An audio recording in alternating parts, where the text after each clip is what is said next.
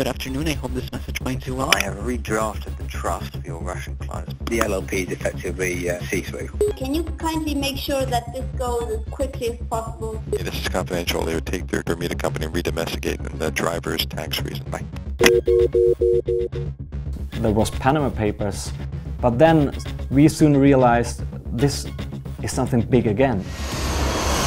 It's a leak of 2 offshore providers, Appleby and Asia City, and then it's a leak of several company registries of tax havens.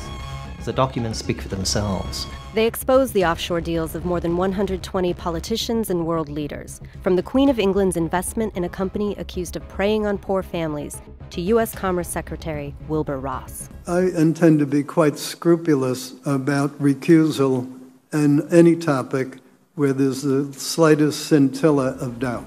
The investigation reveals that Navigator, a shipping firm in which Ross holds a stake, has been making millions of dollars from its business with Seabor, an energy company co-owned by the son-in-law of Russian President Vladimir Putin and 2 Russian oligarchs. We're seeing some of the biggest corporations in the world, Apple. We don't depend on tax gimmicks. A year after that hearing, Apple responded to new laws on tax avoidance with a new strategy that allows it to keep paying ultra-low tax rates.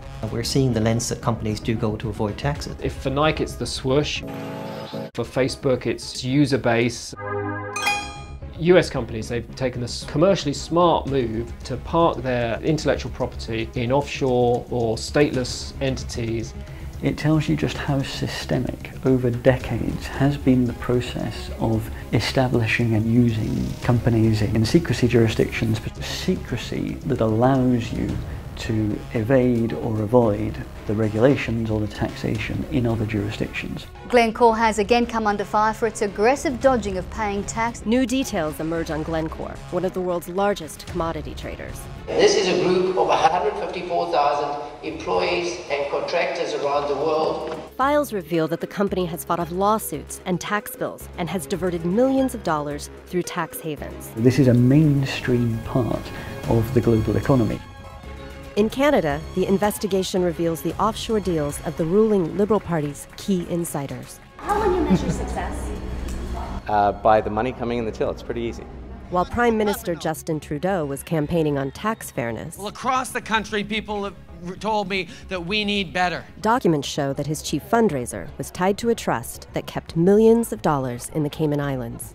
In Mexico, the files reveal new details on the Legionnaires of Christ, a religious order founded by a Catholic priest who is also a sex offender. Martial, Martial. The documents lead to the organization's offshore companies, with representatives in Rome, near the Vatican. In Europe, the ultra-rich have been exploiting the Isle of Man's lax rules to register multi-million-dollar jets. They need to touch down on the island only for a couple of hours to avoid consumption taxes for good. In Africa, Mauritius is an island once known for its sugarcane production.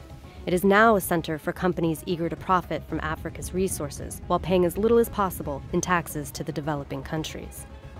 In Asia, the files lead to the offshore holdings of Indonesian dictator Suharto's family, including his son Tommy, who was once convicted of corruption. We're seeing into about 1/5 of the most secret jurisdictions in the world, and the kinds of patterns that we saw with the Panama Papers are now being repeated. Trying to bring to the light that type of secrecy, that's what we need.